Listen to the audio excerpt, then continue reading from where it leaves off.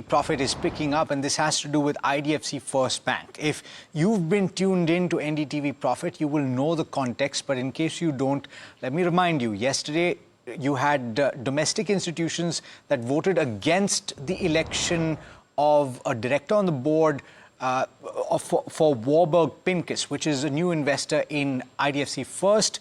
Vishwanath Nair joining in. He brought you exclusive information about why they voted against that resolution yesterday. Vishy, lay the context for us, and what is the latest that you picked up?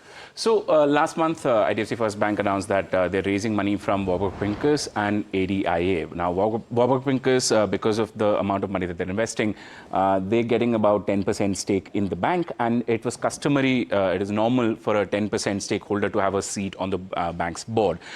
So there was a proposal put in front of the shareholders to appoint a non-retiring representative from Warburg Pincus to join IDFC First Bank's board.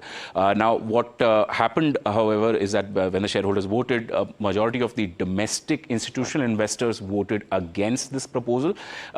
What we understand from sources is this is primarily because of the non-retiring clause that exists on this recommendation.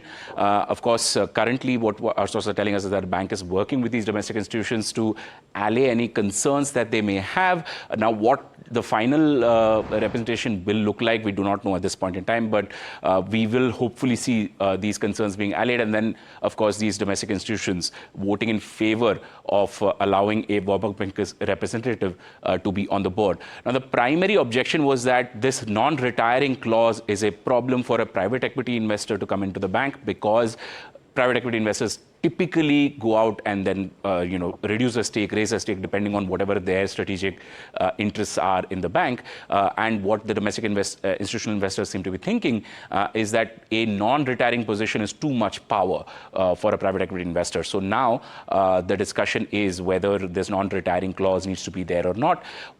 Again, I repeat that we do not know what the final clause is going to look like, but it does seem that the bank is allaying the concerns of these domestic institutions now. Okay, so just to be very clear, and of course this is obvious from non-retiring, but this means that you have a permanent seat on the board.